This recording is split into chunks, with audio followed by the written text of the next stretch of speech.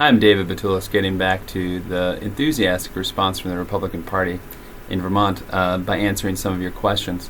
The first one of, why did we call it the, Lincoln Blue New Deal?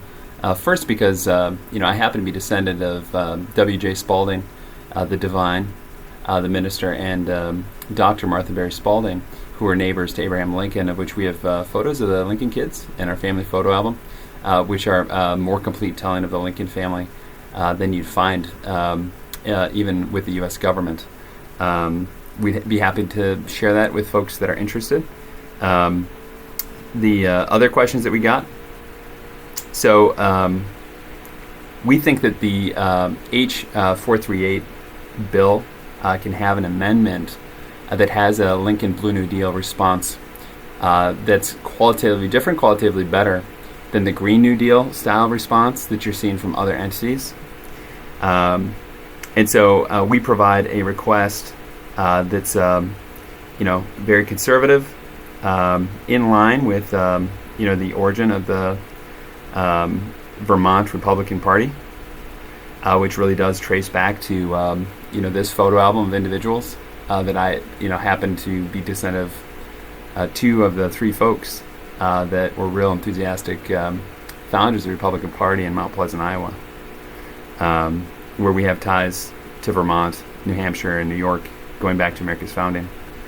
The Jotine Olympic was another question. Jotine Olympic is a medical sect. Olympic is a style of medicine. Vermont happens to have the most Olympians per capita of any U.S. state. That's something that's not advertised in a meaningful way. Before the Cold War, there were 103 separate good doctor traditions.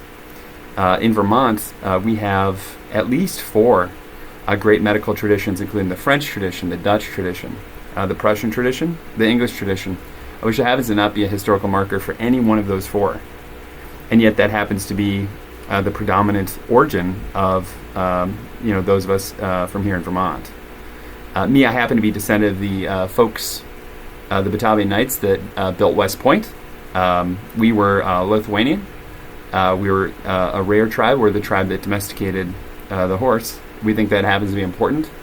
That is not a major part of the story of northern New England, and yet West Point was central to unseating the Dutch West India Company, which was a company that was housed in Albany and New Amsterdam, which basically took all the profits out of the market in northern New England. And in a lot of ways, New York still does, and Albany still does. And what our plan is designed to do is to move that source of profits in the old tradition into Vermont to celebrate Vermont's tradition of excellent performance in the Olympics, and to have Ability First Medicine reintroduced into Vermont, which is a very straight conservative approach. Adding a third medical sect in Vermont makes all the sense in the world. It's very conservative. Ability First Medicine is conservative medicine, in addition to medical doctrine and osteopathy, and it's straight and center in all of the traditions that Vermont has had. And again, for those of you that were curious, it was the Cold War that shut down the other 101 traditions of good doctrine in America. During the Cold War, America became more socialist. The USSR became more free market.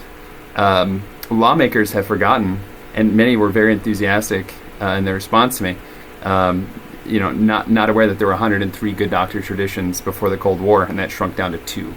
So striking back with a conservative choice in the Lincoln Blue New Deal with Ability First Medicine, Jotine Olympic, in the tradition of Jagiellonian law, the folks that built West Point, which was what brought down the Dutch West India Company, and can be very useful, as Vermont, explores its economic stimulus opportunities, because Jotine, Jagiellonian law, the law of Knights and Kings, is what's been marked the upward trend of mankind for about 50,000 years. The tribe that domesticated the horse was able to provide not just what's superior in horses and what we describe as medicine and medical sects, but helped lift us into the Iron Age. Horse shepherds lifted us into the Iron Age multiple times. There's other parts of the world that have benefited from the Iron Age in the last 40 or 50 years, and it's time to bring the Iron Age back to Vermont. The proposal that I've put out there in H.438 is front and center in bringing the Iron Age back to Vermont in all the ways. The other kind of law that you get when you only have 2 medical sects out of 103 is called riparian law. It's law of the sea. Some people describe it as dog eat dog.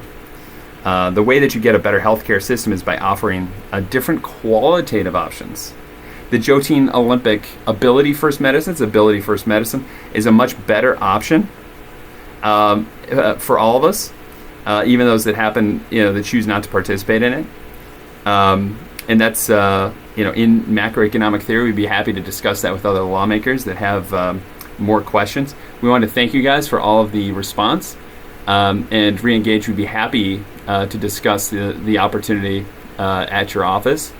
At its core, the Dutch earn $58,000 per capita. The French earn $68,000 per capita.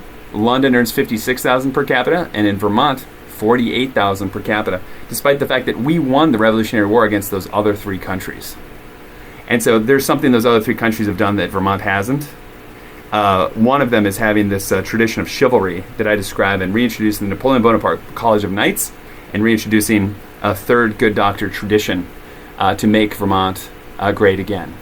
Join us at profi.me with our proposal for H.438, our amendment. And I can be reached, again, by email. It's davidbatulis at profi.me.